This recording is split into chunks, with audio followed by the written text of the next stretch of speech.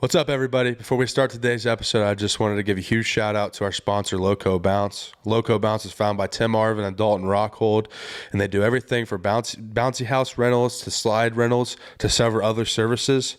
They service Bell Fountain, Logan County, and the surrounding areas. If you or anybody is interested in Loco Bounce, look them up on Facebook or give 937-210-7881 a call.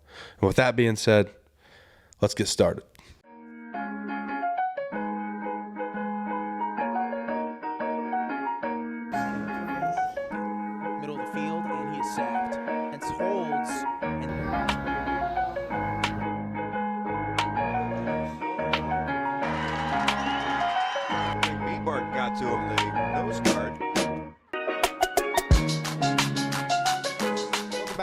Episode of the Huddle. My name is Irvin Godinez. I'm Colby Bart. Today we have a great guest on today. I'm really excited to have him on. He went to Bell Fountain. He started his martial arts career at just 4 years old. He is currently on a 2-fight win streak, and both won by submission. He was a finalist for Submission of the Year, and he's a black belt in Karate Jiu-Jitsu. Let's welcome Kam Smith. Yes, sir. How's it going? Excited to have you on, man. I know you and Cole were talking before the podcast about how you guys knew each other a little bit. Yeah, man. Yeah, it was good catching up. It's crazy because like it's such a small world. Like you don't believe you're gonna run into somebody again until you run into them. You know what I mean? So it's pretty cool. It's awesome to have especially you on. After so long. So I want to just start, right from the beginning, because you sent me some stuff just talking to me about how you started at 4 years old. So yeah. I think that's insane. So just kind of talk to us about where your journey started. Yeah, so I mean, I consider myself pretty lucky because my father got me into this. It's he started a school, his own school, CFT martial arts. So martial arts has always been like in our family. So growing up, seeing my dad run a business, run a martial arts school, I mean, my second home was literally in the gym training. So his business, and I mean, I spent so much time there just growing up, and whether I'm at the school training or at home, martial arts was always around. So not many people get to be trained by their own dad. So but yeah, I got into martial arts when I was 4 because that was about the minimum age we could get me in there without being a distraction to the other students. Right. But I always loved it. I fell in love with it, and I've always continued it. And I see the passion that my dad has for it, so that kind of driven me to continue it. So, if you don't mind me asking, what was kind of like the thing that got your dad into it then? I mean, that's a good question. He moved around a lot as a kid, so he'd play different sports like football, basketball, baseball. But when he was 18, he married my mom, and his main reason to get into martial arts was when he had a family, he just wanted to be able to protect them. So he met a guy, a very impactful guy, Soke Top, and that's where he started training. And he said he was only going to learn, only going to stick with it till he felt confident he could defend himself and his family. But 20 plus years later, he has his own school and still teaching. So that's incredible, man. Yeah. So honestly, I want to start back to the very beginning. Kind of give me a background, not even just about martial arts and what you've been up to, but where you started through any sports journey and sports avenue that you've approached. Yeah, so I mean, I really had two passions: martial arts and then basketball. So martial arts started when I was crazy.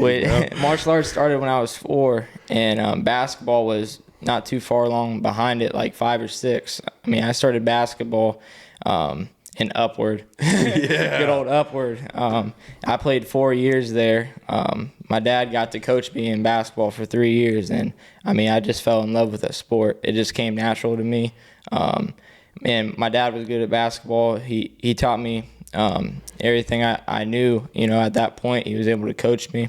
And I don't know, basketball came easy to me. So especially at that young age, I was just able to, I don't know, do stuff that like the other kids weren't able to do. Yeah. And so, after Upwards, my dad was like, you know what, we know you got a lot of talent, natural talent with basketball, and he knew that I love basketball, and his skill set is in martial arts. So he knows basketball, but his world's martial arts. So he wanted me to get in with like a special trainer. Yeah. To take my basketball to the next level, because from a young age, my goal was always to play ball at the next level. Yeah. So, and then 5th grade comes, and he gets me in with a trainer, Trey Huntsman. Yep. So, Huntsman Elite. That's where I met him. Okay. That's where I met him. Wait, so did you guys play together or no? No, so he actually played with my younger cousin Keegan Stoller. Okay. And Keegan, yeah. yeah, I used to run around and go to the tournaments and tag along, and right. Always a great time, man. Always but a great did you time. play for Huntsman too or no? Yeah, I played for Huntsman. I think it was freshman, sophomore, junior year. Oh, okay. And then I decided I wanted to play football in school, so I gave up playing travel basketball. Even though, dude, the friendships you make there. I mean, the people I made through Huntsman and like AAU were some of my closest friends. So even more than like regular school ball friends, Absolutely. I mean, AAU travel ball was something special. So yeah. So then, just continue down your path of success and doing what you've been doing. Yeah. So 5th grade, I started training with Trey. In the old barn. Yeah. Because that's where he started out at. He didn't even have his own place yet, just training in some barn, That was at the Levans, right? I think so. Yeah. I think so. Over at Hadley's place, I think. Yeah, man. Yep. So that was in the beginning of Huntsman days. So then 6th grade, I finally started travel ball, AAU, and I continued it until my junior year, which that's the last year you could play. But starting from 5th grade all the way to my senior year in high school, I played basketball year round.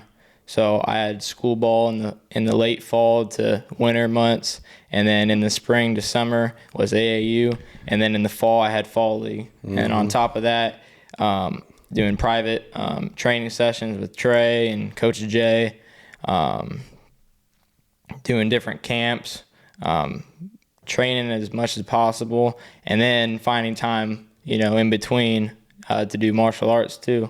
So a lot of times basketball took away from martial arts because I couldn't make it to class because I was going to basketball practice and whatnot. But that's also where I'm lucky because I can go home and learn everything from my dad at home. Right. So, so played pretty much 8 years straight of basketball year round.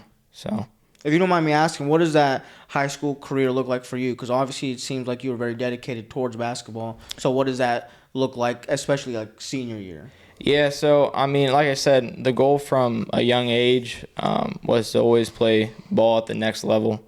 My parents, they sacrificed a lot so they could give me the best opportunity to succeed at whatever I wanted to do. But so I could make it to the next level and play ball. So when I got into high school, a lot of people get lucky when they get into high school, especially like if the varsity team, like depending on the upperclassmen, if there's spots open, right. There's some classes that don't have a lot of people playing sports, so there's open positions. Well, when I got to high school, varsity already had their crew. Right. They did. The JV had their crew. Okay, So gotcha. it was everybody was playing basketball. So I freshman year I was on the freshman team. Yeah.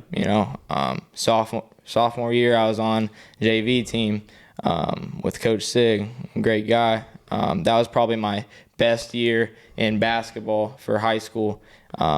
Because that was the only year we actually had a winning record. Okay. But and that was like the first year in high school where I actually started to let my skills shine through, and I was able to average 15 plus, close to 20 points depending on if you look at the beginning to the end of the season. Right. Like the beginning of the season we started off like 0-8. Okay. Wow. And then we finished. I feel that. And then we finished 11-2. So Completely turned it. completely turned it. Like the first 8 games, I think I only averaged like 7 points or 8 points. Like we were doing bad. Yeah. And then something just flipped. And then the rest of the season, I averaged like close to like 18 or 20. Right. And we were able to go like 11-2 to finish the season out. So, I mean, that was a great year of basketball. So I also got to play some varsity that year as well. And then junior year, was able to start on varsity, and then same thing for senior year. But unfortunately, senior year, 2021, COVID. Okay, gotcha. So my end of my junior year, like the last 3 months of my junior year was like non-existent because they just canceled school. Okay. And then 2021 is when they brought everybody back, but we're still dealing with COVID. So, and that's when Coach Stolley made the transition to the boys team. Yeah. Which I was excited about that because growing up, I'd always go to the Fountain like basketball camps, and he'd always run them, and so I always wanted to be coached by him. So my senior year, I finally was able to be coached by him, but he wasn't able to, really establish, and develop us how he wanted to. He only had like 1 year with us, and because of COVID, like we got shut down like 3 times during that season. And like if somebody gets sick, we're done for 2 weeks. Yeah. Not doing nothing. So I mean, we had games get canceled, no crowd because we were allowed like 4 people in the stands. Jeez, yeah. And it's like it just didn't feel like senior season. Like the senior night wasn't the last game of the night or last game of the season. It was the very first game because we didn't even know if we'd have a season. Wow, that's crazy. I mean, we'd have to wear a mask in the weight room and practice, and then like You guys didn't have to wear it during the game, did you? no, Okay. some people did. I seen videos like that. I Yeah. don't know how they did it, but No. but I mean, yeah, it was just I had a lot of expectations of myself because I hold myself to a high standard, Yeah, yeah. and I dedicated 8-9 years straight to basketball, and the goal of getting to college and playing at the next level. And senior year really, I didn't live up to my own expectations. Yeah. So I didn't really, and a lot of it was it was mental. I felt like I held myself back a lot. I could have done a lot more. Yeah. So I got a lot of feelings with basketball and whatnot. And then, come senior year or after senior year, like it was hard to get into any groove, couldn't really practice a whole lot because, we'd get going and then somebody gets sick and then get shut down for 2 weeks. Yeah. So, and then because of COVID happened, a lot of colleges canceled their seasons, which they allowed everybody to have another year of eligibility to play. So that affected scouting and recruiting. Wow. So that the 2021 class was kind of hit hard because colleges might not even gotten out to scout people. Yeah. Or 2, I mean, they weren't even looking to scout people because they get to keep their team. Yeah.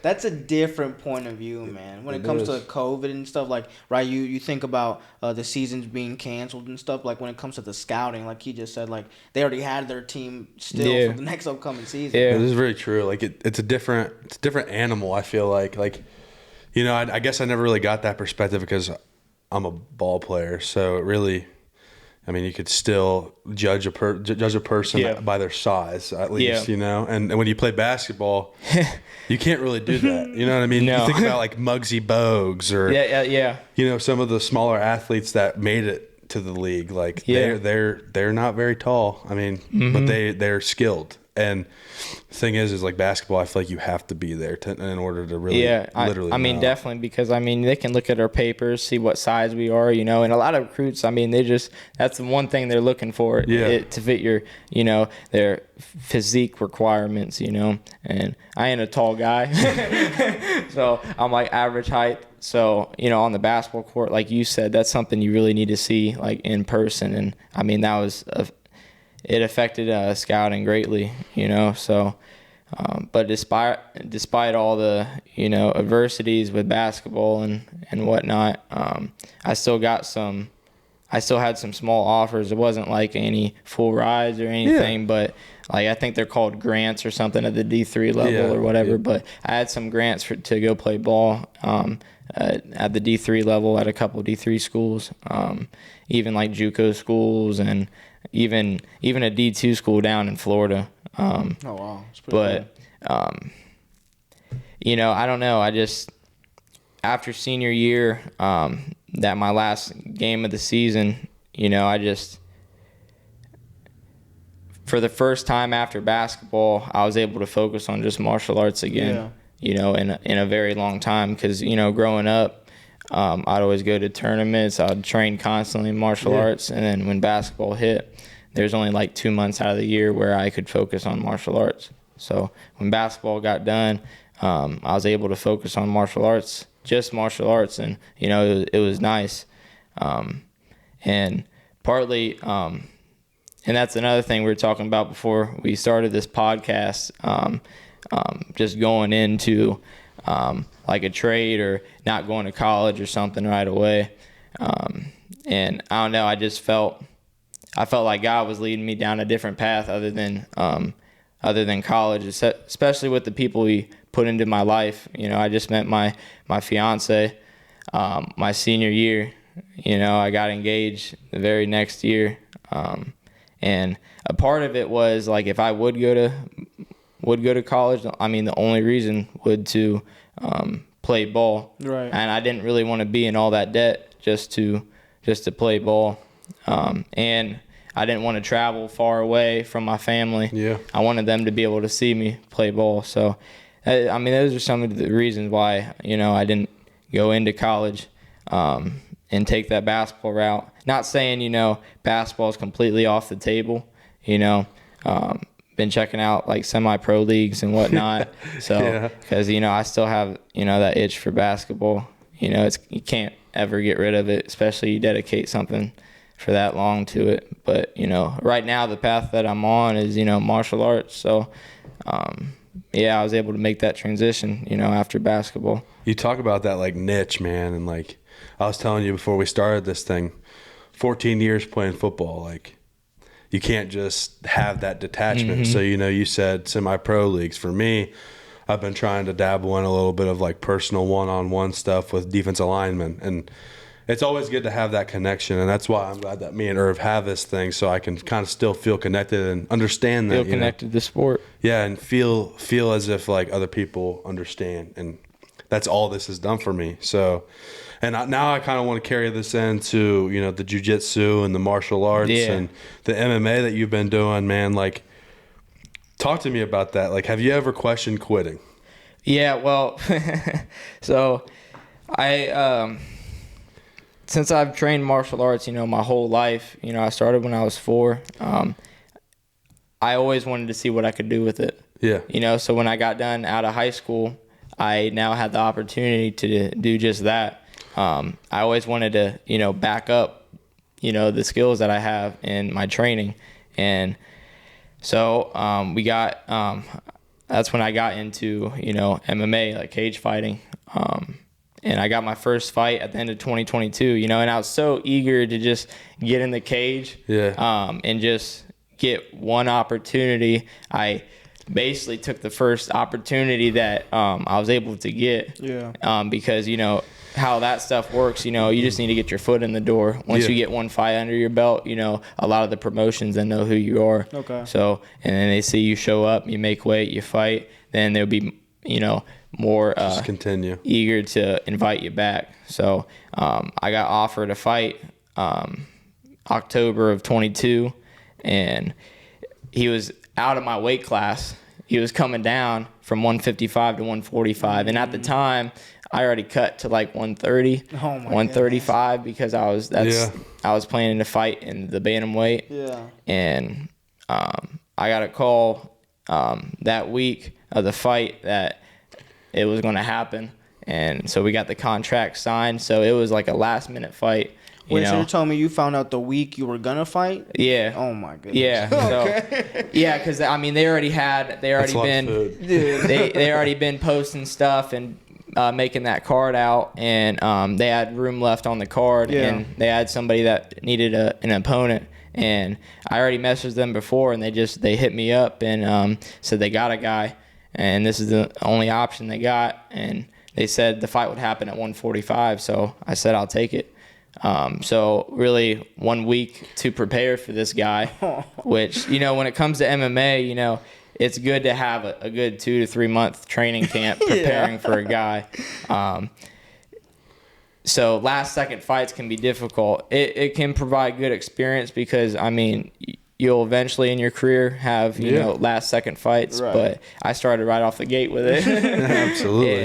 And so when we went down there, and like I said, I was like 132, and I had to put on weight to just, get in that weight range. Yeah. So I put on 8 pounds in a day to make weight. I weighed in at 140, and the guy weighed in at 146. So, thankfully, the weigh-ins were the day before. But I wake up the next day and it's all gone. Right. It was just like water weight and whatnot. So I come into that fight like at 130 something, and my dude that I'm going against, he's like 5'4". Yeah. And he's got to be at least like 155. So he's pretty. Yeah, he cut weight, so he put on a good chunk of weight back. So by the time we stepped in the cage, he had a good 20 pounds on me. But despite that, like stepping in the cage for the first time, it is a completely different feeling, because you can't even see the crowd. The crowd's all darked out, and you got all the lights just on you on the cage. Wow. And I never thought of it like, oh, I'm trapped in here because they locked the cage door. Like, I always, some people think like that. I always think like he's trapped in here with me. Okay, yeah, so, yeah. But yeah, it was a crazy experience. I never had. That's another thing that I've had to deal with is like the adrenaline. That's something that I get it with basketball. It's probably a complete different animal, man. It completely different. Like enough adrenaline, like it just, you go. It's like going through a whole conditioning workout in like 2 minutes. Yeah. So I had my first fight. It didn't go the way I wanted it. I lost by decision. Okay. But the guy I went against, a great dude. Had quite a bit of years of MMA experience. Right. Already had a couple fights under his belt too. That was my debut. Yeah. So a lot of people want to come out there and win their debut, and it can be very discouraging not to. Yeah. Because I had a lot of people. Everybody knew I did martial arts, but they didn't know what that intakes. Yeah. So when they found out I was making my MMA debut, people got excited. So as far as like the decision to book your first fight, were you always just eager to get somebody, or was it like you were kind of questioning it for a little bit? Yeah, so there's a lot that comes into it because like I said, I was super eager just to get in there because you're just looking for that one opportunity to get your foot in the door, but then you also got to make sure that it works with you and your team, that this opponent goes good with your fighting style. That's another thing you can look at. A lot of people, they like to take it to the ground. They like to stand up and strike. So some people, they're looking for just people that just want to strike. And that's really what I like to do is strike. Yeah. Okay. I like to grapple too, but striking is my main thing. Is that karate background. Yeah. But this guy, really, I wasn't really hesitant at all. I just wanted to get in the cage. This guy had a wrestling background, so very big dude. Yeah. And I experienced that right off the bat. But even just putting myself out there and going for it.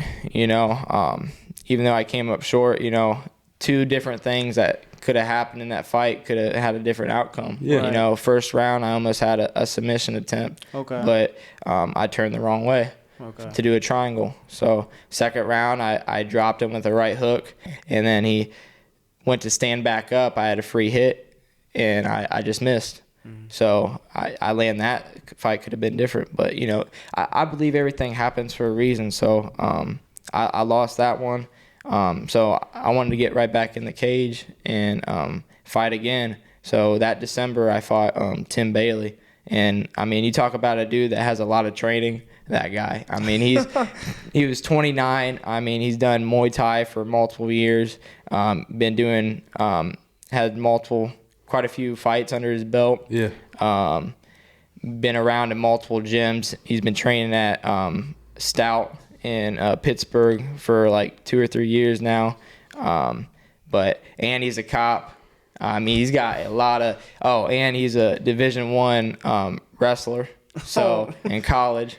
So yeah. So he was a very good opponent. So we went right back in there. I had a good 2 months to prepare for him, and I saw a lot of improvement from my first fight to this fight, and then again this one I came up short. I lost by decision again.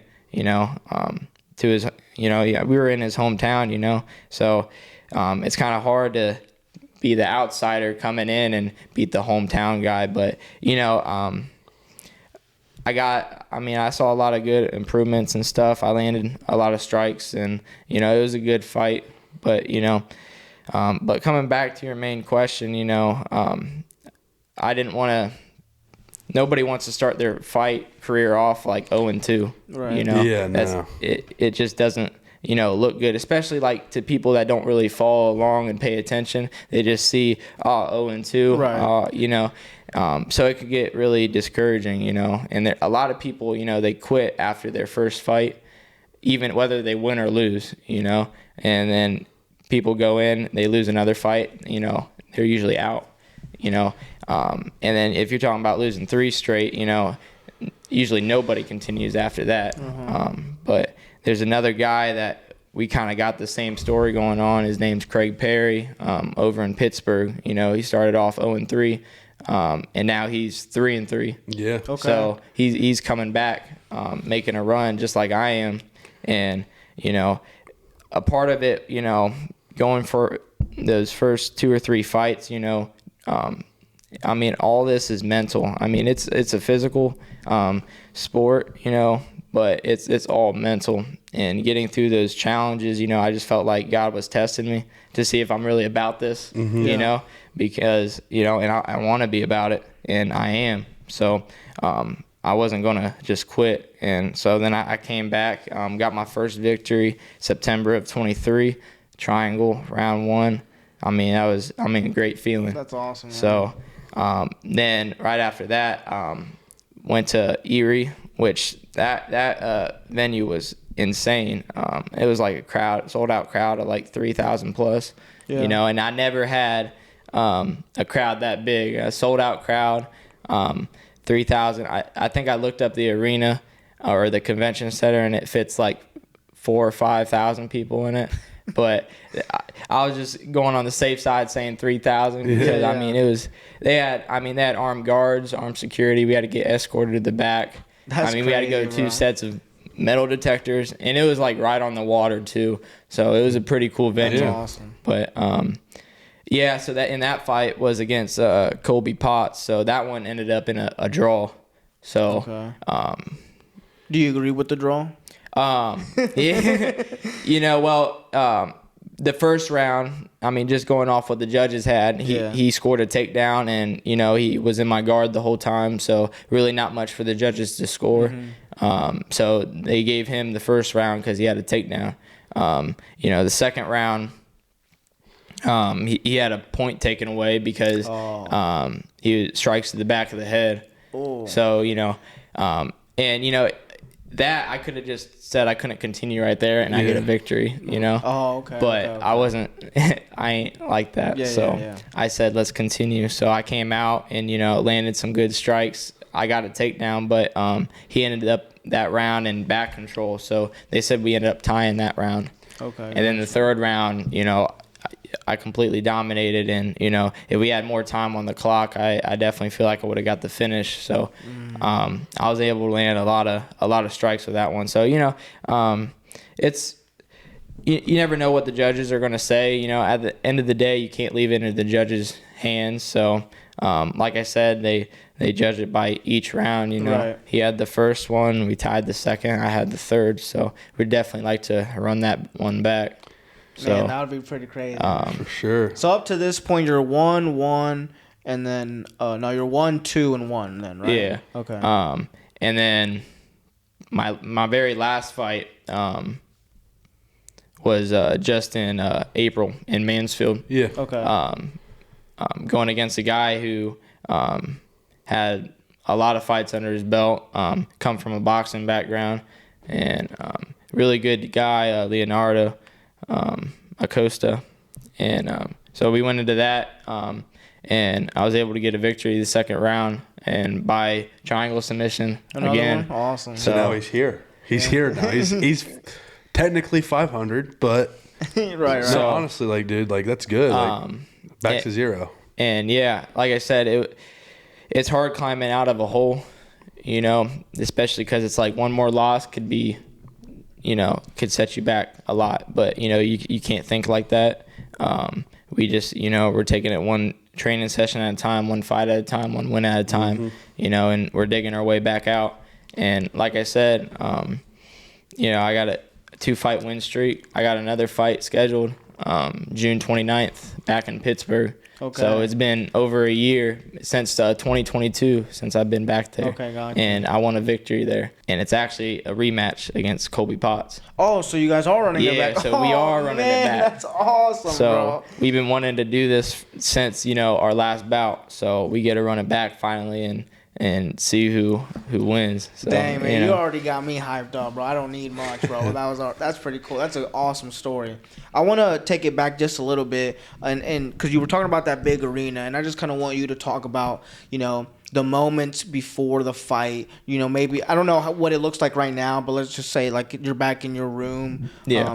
you know, just getting ready for the fight. What that moment is like, and what that moment is like walking out and just getting to hear the crowd, see the people, and just kind of walk us through that experience. Yeah, so, you know, it really, you know, being back in the stage, you know, depending on what arena you're in, you know, you can either see the fights, and then some you're so far back, like you're not even connected with the crowd. You don't know what's going on. You're just waiting for somebody to come get you. Okay. And that's kind of how this one was. You know, we couldn't really listen to the fights. We're just waiting for somebody to come back there and get us. And with this one, you know, we didn't get the warm-up time that we really hoped for because they had a boxing event literally right before the MMA event. So the MMA guys they had us all wait in one room for like 2.5 hours. Oh, we bro. weren't even allowed back there in the arena to warm up because all the boxers were back there. So they had everybody that's going to fight each other all in just one room Yeah, that's chilling. insanity. I I don't mean, know. I don't know why anybody would do that. But So luckily, you know, nobody, you know, started anything in that room, you know, but and then we got, you know, made it through the metal detectors, you know, got escorted back, you know, and then we had a good like 45 minutes to warm up. But, you know, as far as like the crowd goes, you know, that's something that I enjoy, you know. I don't mind being, you know, everybody's eyes on me, you know. I like that, you know. I don't see it as pressure as a lot of people would, you know. It's a feeling of like freedom, you know. Okay. And, you know, I get to, you know, play into the crowd and enjoy the feeling, you know, and all the cheers and everybody watching and whatnot. You know, it's exciting to go out and show what you can do in front of a lot of people. Yeah. You know, and like it come back to basketball, like AAU, we played in some pretty big tournaments where there's some big names going and big crowds. So playing on a court where everybody's watching, it kind of transitioned back to that. But, you know, except for MMA, you know, you're the only one they're watching. Yeah, right. You know, but, you know, just enjoying the feeling and the crowd, you know, it's awesome. So I guess what I'm going to ask now is, do the nerves really get to you much then? And yeah, so it really depends on, I mean, I'm very early into my career, you know, I'm only a year and a half into since I started fighting. in the cage. So it's better when I get fights close together, because then I get used to that feeling of being in the cage more. You know, the more I have a longer layoff I have in between fights, I kind of gotta bring myself back to being used to being in that cage. And it could take one round or so to get back that feeling and whatnot. But I'd be lying if I said I didn't have nerves for some of the fights. Because like I said, everybody. You got the crowd watching, but you got all the people back at home watching, and they're just wanting the best for you, or they're depending on who they are, they're hoping for you to lose. So you either want to prove everybody right or prove them wrong. So the nerves can definitely be there. It's just not letting them affect your ability is the challenge. Yeah. You talked already about, the highs and lows of your career already. And, MMA is very physically demanding. And I was just wondering, how do you balance the physical demands of MMA while maintaining your mental health? Yeah, so, you really just got to take care of yourself, find time to not just take care of your body, but, sit. There's a lot of things after training, physical stuff you can do that I do, to take care of your body. But like I said, mental health is something we talk about a lot because, it's very physical. But, if you're not in the right mental headspace, the whole thing goes south. So it's just really about being honest with yourself, taking time with yourself, and evaluating yourself honestly, finding time to, amongst all the training, to take time to check on your own mental health. So really what you would say is you take that time that you do get to focus on your mental health and do things that you love, essentially. Yeah. So I spend a lot of time training every day, and then outside there I'm spending time with my family, so you need another escape, to kind of take your mind off, kind of what you're saying. So, I enjoy nature stuff, going out into nature. I love fishing. So that's probably my favorite hobby and stuff to do outside of martial arts and whatnot. So, yeah. So what kind of advice would you give someone that is trying to enter the MMA world? I know that you're pretty versatile. You talk about the basketball and MMA, right? Yeah. They're kind of on two different opposite playing fields. You don't really get to rough somebody up in a basketball game. So, yeah. Talk to me about what advice you would give somebody, say, a basketball player that might be eventually interested in entering MMA. My biggest advice would be to find a gym, that, is legit and the coaches there truly care about you. And have your best interests at heart and not just trying to, take your money. Unfortunately, there's gyms and stuff out there that ain't going to really teach you a whole lot. You just go in there, be a punching bag for, their students or whatever. And so, my biggest advice would just to find a gym and a coach that, cares about you. And, you get your career started, you got to know that there's going to be ups and downs.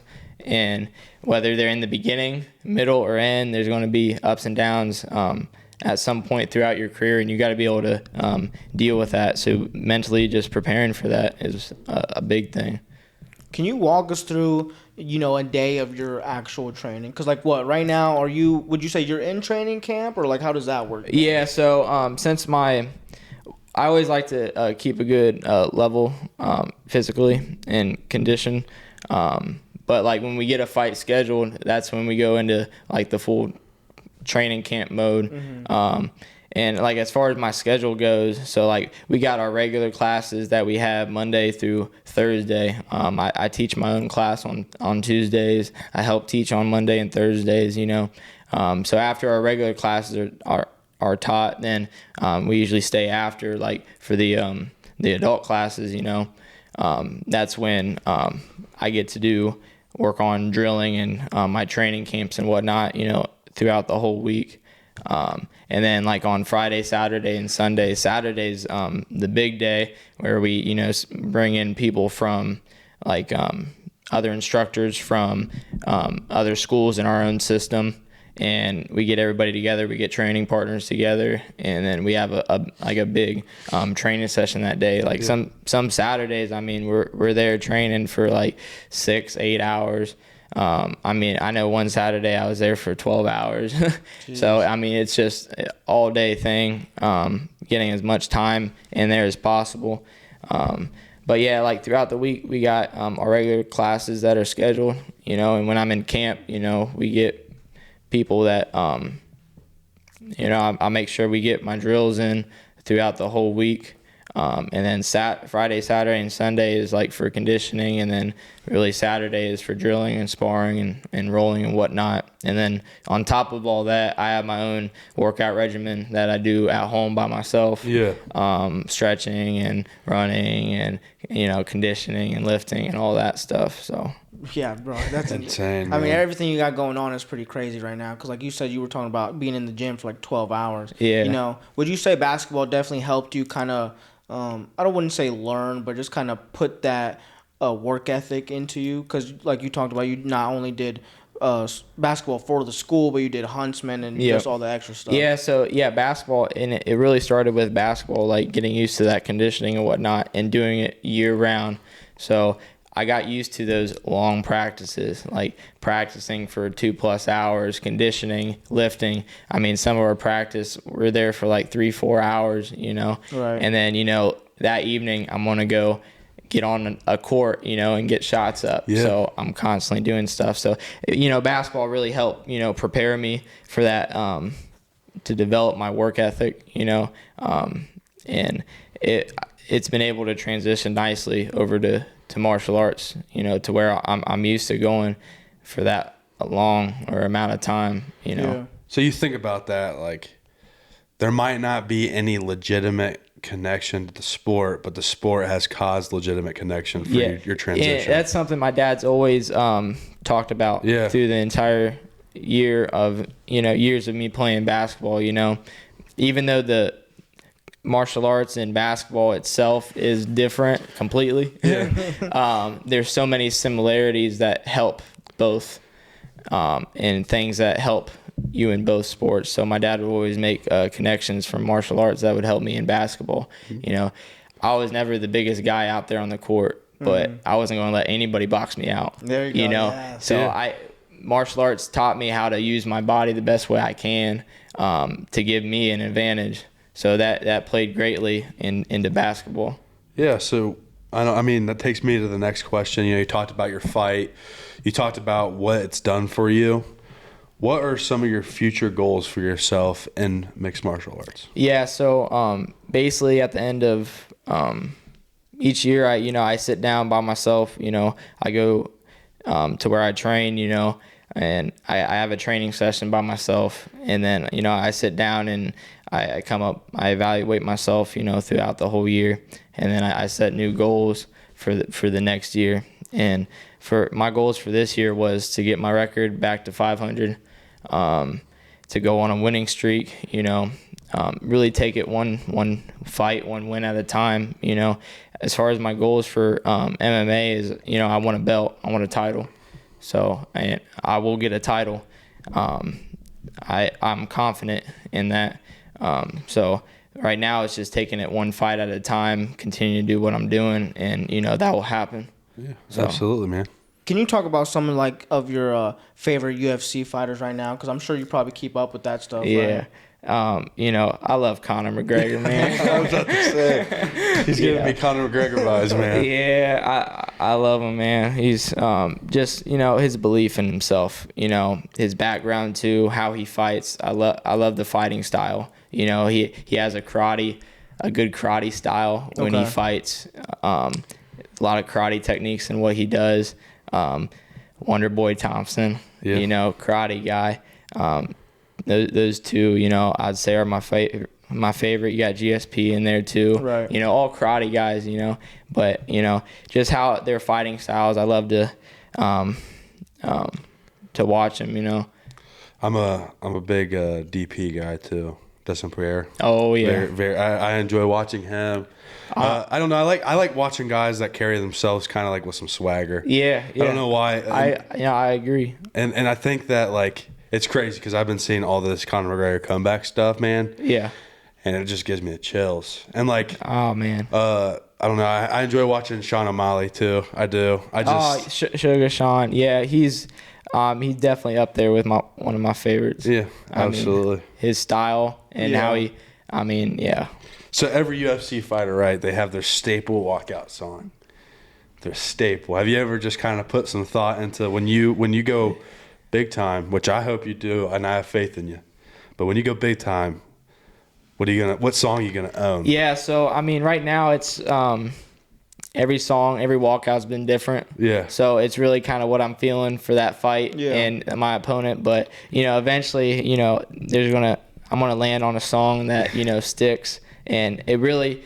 The song that sticks will determine on my opponent and who I fight and how big that moment is. Like look at Sugar Sean. That superstar walking out to that. Gosh, dude, I mean, chills. coming out, winning that title, and just the whole essence of that song. I mean, he couldn't pick a more perfect song. But now, because that moment, he lived up to that moment. He accomplished that title, and that's his song now. You look at Conor McGregor, his walk, Hypnotized. Biggie Smalls. It's iconic to them. So I don't have a song yet, but it'll come. But right now, you still get those songs, right, when you walk out, or not really? Oh, yeah. Yeah. So what are some of the few that you already have? Russ. I walked out to Russ. Juice WRLD. Okay. So that was my last one, Come and Go. Okay. Oh, I love that. Yeah, good one. NF. Walked out to him. So it's kind of changed. Right. You're mixing it up a little. I'm mixing it up. It just depends on the vibe and feeling. So I already got my next song that I picked out for my next fight. Oh, I don't want you to tell us if you don't want to tell us. Well, I mean, my next one's on June 29th. So that's Conor's comeback. So it's the same day. Same night. Oh, so okay. after I get done fighting, we'll get the pay-per-view up in the back and be watching Conor fight. That's so awesome. But yeah, I already got a song picked out for that one. So predictions on the McGregor Chandler fight. I mean, everybody's hyping this thing up, man. Oh yeah, I'm excited for it. UFC 300. I watched that. I bought pay-per-view for that because a lot of good cards there. But insane. Give me your predictions, McGregor Chandler. Well, obviously, I got to go with McGregor. Now, as long as there's no injuries that happen that are freak, I don't see it going 3 rounds. No, I mean, no way. My guess is going to end in 1 or 2 rounds. And I'm not going to go with no submission. Somebody's going to get a KO, and it's going to be Conor. So I got Conor in the first 2 rounds. Are you a fan of Chandler at all, or not really? Yeah, I mean, I don't mind him. I have nothing against him. I like watching him and stuff too. So he's a good fighter, But Conor's my guy. Yeah. If the opportunity ever arose one day, and you found yourself 18-2, right?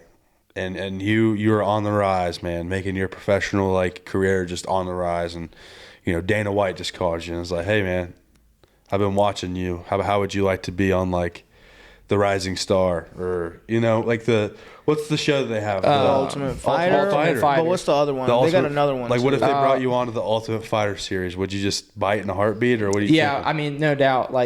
Some people are looking for the best opponent or whatever, but like I said, that's an opportunity that you can't ever pass up on. Yeah. So you drop everything what you're doing in your life and you go do it. Yeah.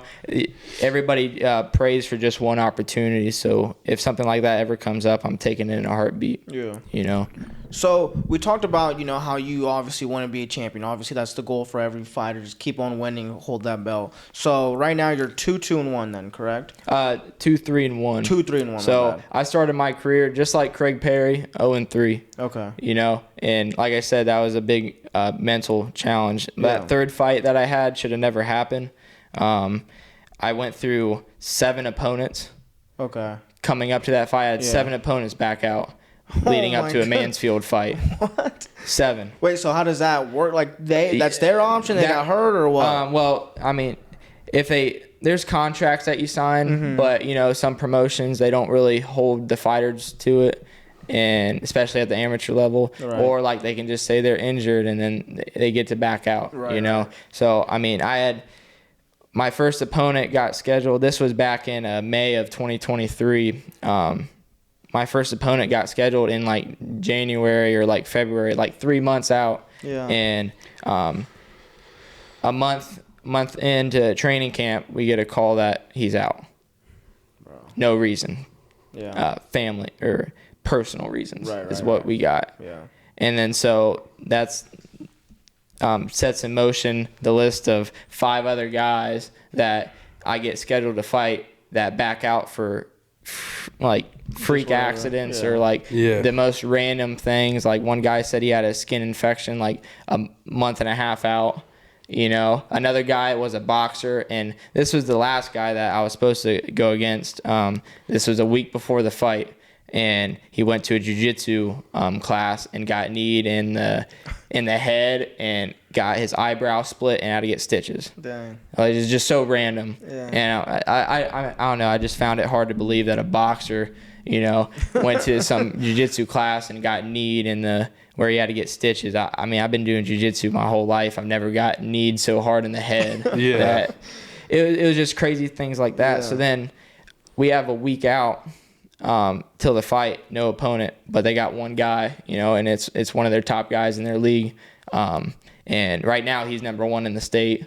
He's like number 5 in the Midwest. Wow. So he just won his first title. Yeah. So and he actually just won his first title on the last card I was a part of, that I just got another win with. I wanted to ask you, so because we were talking about you being a champion, or that's the goal, yeah. right? I mean, if you don't mind me asking, how old are you right now? I'm 21. 21. So and you talked about fighting a 29-year-old. So what is that feeling like? You being such a young dude fighting all these older guys. Yeah, so every opponent I've faced has been older than me. I think the one closest to my age was like 24. Yeah. So most of the guys are like 25, 26, even 29. Yeah. So, I mean, I'm like fighting a full-grown man out there, Yeah. I mean, I'm only 21, but I also look at it like, they're 29 and they got like 4 fights under their belt. I'm 21 and I already got a few fights under my belt. Right. So like I'm like 7, 8 plus years, ahead. Right.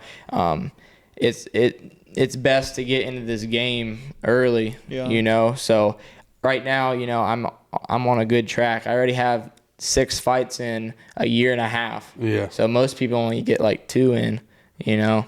So. And this is probably the deepest question I'm going to ask you all day, and I want you to put some thought into this. All right. Who do you fight for? Center for personally or like personally. Yeah. All right. Who do you fight for? Yeah, that is a deep question.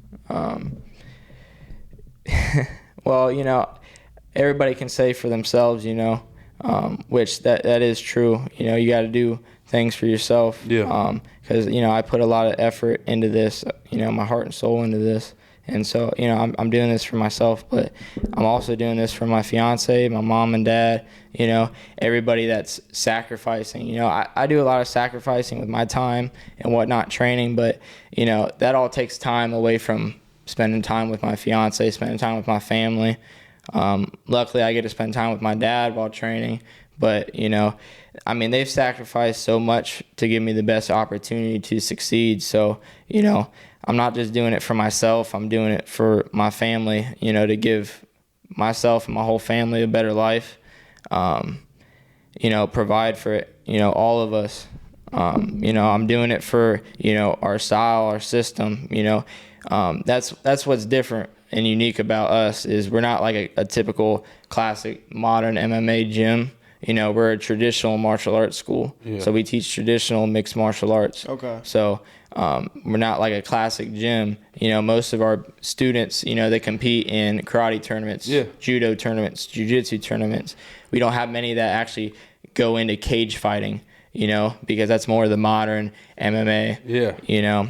But I wanted to step into that field, and not just represent me and my family, but my school and our system, and put us on the map. Doing it that you can come from a traditional background and still make it. I just wanted to ask you, what can we expect from you in your next fight? Because you talked about it being a rematch. Just kind of walk us through that. Yeah. So, like I was saying, I've been in contact with Colby, so he's a good dude.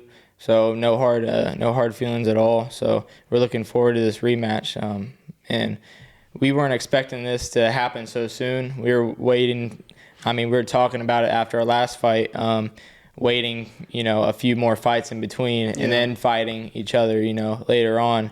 But we both had one fight since the last time we met in the cage, and we both got a victory. Right. So we're both coming off that momentum. So, and this is what I'm really excited for on the 29th. It's going to be a very big event, not just for us, but 24/7, that promotion in Pittsburgh. They're going to have like their biggest card ever. They got like 10 plus pro fights already on that card. Wow. Not many amateur fights are on that card. It's mainly just a pro card, Okay. So it's going to be like a long night, like a UFC event. Right. And I guarantee it's going to be a sold out crowd too. That convention center is huge as well. So it'll be definitely exciting, but I'm excited to step back in the cage, man. Especially with Colby. I know you like to throw down, so Okay. I know the last time we fought, we exchanged hands, so Okay. it'll be fun. So hopefully we'll get a finish the night with a highlight. So A nice little welcome back to Pittsburgh, one might say. like I said, I fought there twice already in Pittsburgh, and didn't get a victory there. Lost by decision. So I'm going to get a victory. I love that, man. In Pittsburgh. So. Yes, sir. Yeah, man, I'm really happy that you came on today, man. It was awesome to hear your story. I appreciate it, man. Yeah, of course. So. Yeah, man, it's been a pleasure, and it's pretty cool to see somebody make the transition from being a basketball guy to mixed martial arts, and you don't see that often. And it's cool because our message to the kids, and everybody that's coming up, is you write your own path. You know what I mean? 100%. And that's cool to see that you did that. And I really respect your story. I respect what you're doing, and we'll be keeping up for sure. Oh, so absolutely, I appreciate it. Yeah. So thank you, guys. Absolutely. Hey, stay tuned for more of the Huddle. Awesome. Yes, sir.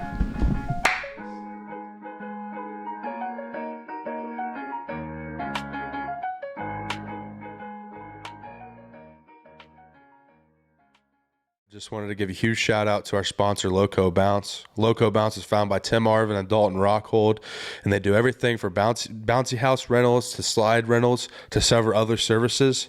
They service Bell Fountain, Logan County, and the surrounding areas. If you or anybody is interested in Loco Bounce, look them up on Facebook or give 937-210-7881 a call.